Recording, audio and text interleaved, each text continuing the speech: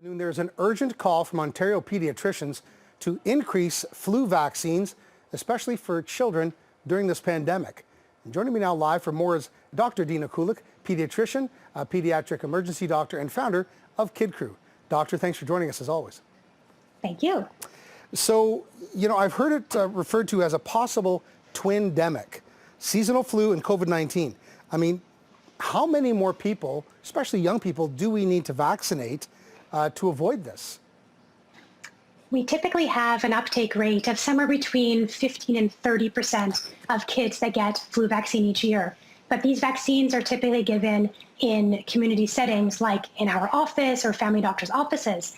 Now, as we're trying to minimize our exposure to more children, maintaining that physical distance between patients, it's going to be harder and harder this year to ensure that enough kids get the flu vaccine that we know is so important for health in general every year, but also because we're worried about the potential illness that might result with an infection with both influenza and with COVID and how that might affect the healthcare system in terms of illness, hospitalization rates, and death as well.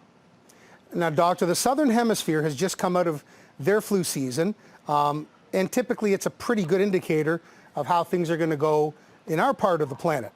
Their flu season was tamped down in a pretty big way, largely apparently due to pandemic protocols, masks, social distancing, isolation, quarantine. It's a much less infectious virus.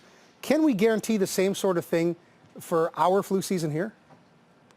We would hope so, because we know that the way we prevent flu, same way we prevent COVID. So if we're doing what we should be doing to prevent against illness with COVID, masking, washing our hands, minimizing group sizes, staying away from others, maintaining that physical distance, we should also see less flu. But when like Australia, for example, was having their flu season, a lot of that time they were in quarantine or they were still in very low numbers from COVID. And this has been good for the last few weeks, a few months, but now as our numbers start to, if we're again potentially at risk of COVID, we're also potentially at risk of the flu. So I hope to model the numbers we have from Australia, but the numbers are not looking so great from COVID, which could also be a poor indicator for flu as well.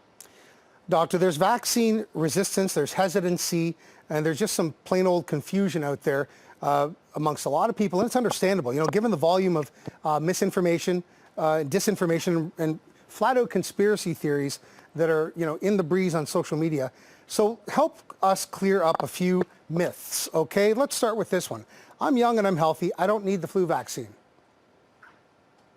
You absolutely should get the flu vaccine. We would encourage it. Now, of course, it's personal choice and choice for your family, but the flu vaccine is safe. We've used it for a very long time, and it does absolutely prevent both the illness, but also significant illness related to getting influenza. So it decreases morbidity, it reduces mortality or the risk of death, and there are actually lots of deaths every year in Canada from the simple flu virus. If I get the flu shot, it's going to give me the flu. Yeah, that's absolutely not true. So vaccines are not made with that illness. If it is, it's a broken piece of the illness or, an inactive version of that virus. So you cannot get influenza from the flu vaccine. I got it last year, so I'm covered. I'm good. Yes, unfortunately not. Each year, the flu vaccine is made up of 3 or 4 different strains of what's predicted to be those common strains from that year, often modeled exactly as you said from Australia and the Southern Hemisphere. So it's different strains each year. Different flu strains are more prominent year by year. A flu vaccine from last year will not protect you this year. And last myth I'd like you to bust, severe side effects. I'm worried about how I might react to the flu shot. Severe side effects from flu vaccine are incredibly rare. Risk of things like anaphylaxis or allergic reaction are very, very, very atypical. There are risks to all vaccines, that is true, but they're very small. And the risk of getting flu and having significant illness or even death from flu far outweighs the risks of illness from the flu vaccine.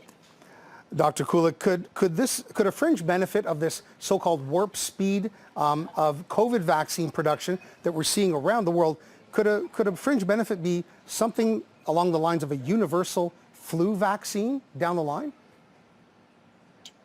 We'll see. I think that we should and can move towards flu vaccine coverage that's more universal, perhaps done by public health, outdoors, where it's less risky to get inside medical offices. And this would actually be a good model for how we might deliver the COVID vaccine if and when that becomes available. Dr. Dina Kulik, it is always such a pleasure. Pediatrician, pediatric emergency doctor, and founder of Kid Crew. We really appreciate your time and your expertise. Have a great day. Thank you, too. Be well.